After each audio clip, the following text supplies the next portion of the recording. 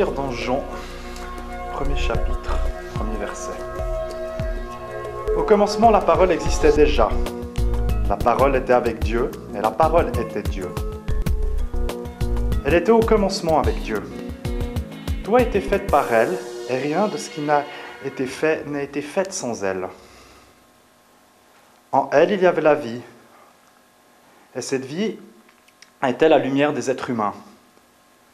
La lumière brille dans les ténèbres, et les ténèbres ne l'ont pas accueillie.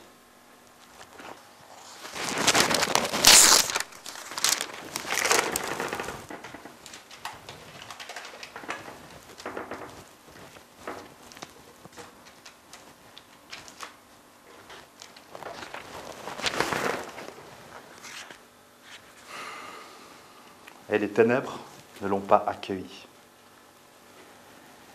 Il y eut un homme envoyé par Dieu, son nom était Jean. Il vint comme témoin pour rendre témoignage à la lumière, afin que tous croient par lui. Il n'était pas la lumière, mais il vint pour rendre témoignage à la lumière.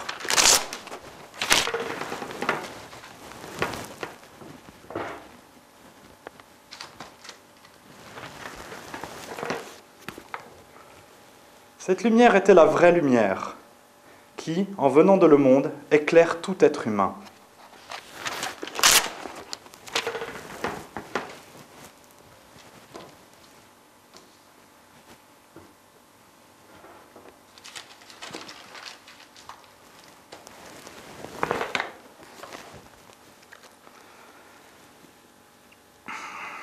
Elle est venue chez les siens, et les siens ne l'ont pas accueillie.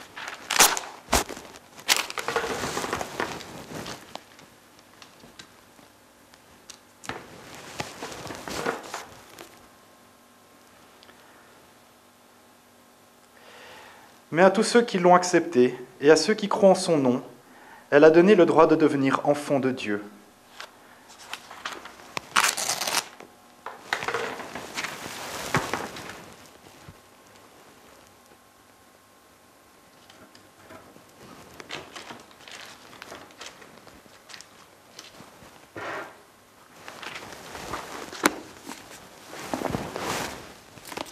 Dans le premier chapitre, Jean nous parle de la parole, vivante, la parole incarnée, la parole qui était là avant tout.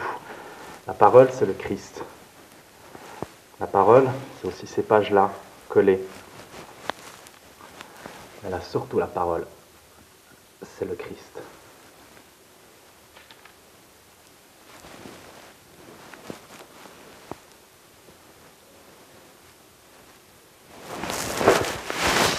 La parole est venue dans le monde, mais personne, ou trop peu de gens, l'ont écoutée. Faut que j'arrête de chewing-gum.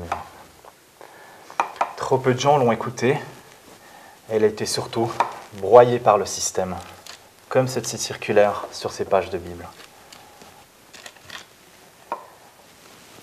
Et le Christ a été broyé. Et il est mort sur une croix. Mais même là, même quand il était broyé, c'est là où il était le plus fort.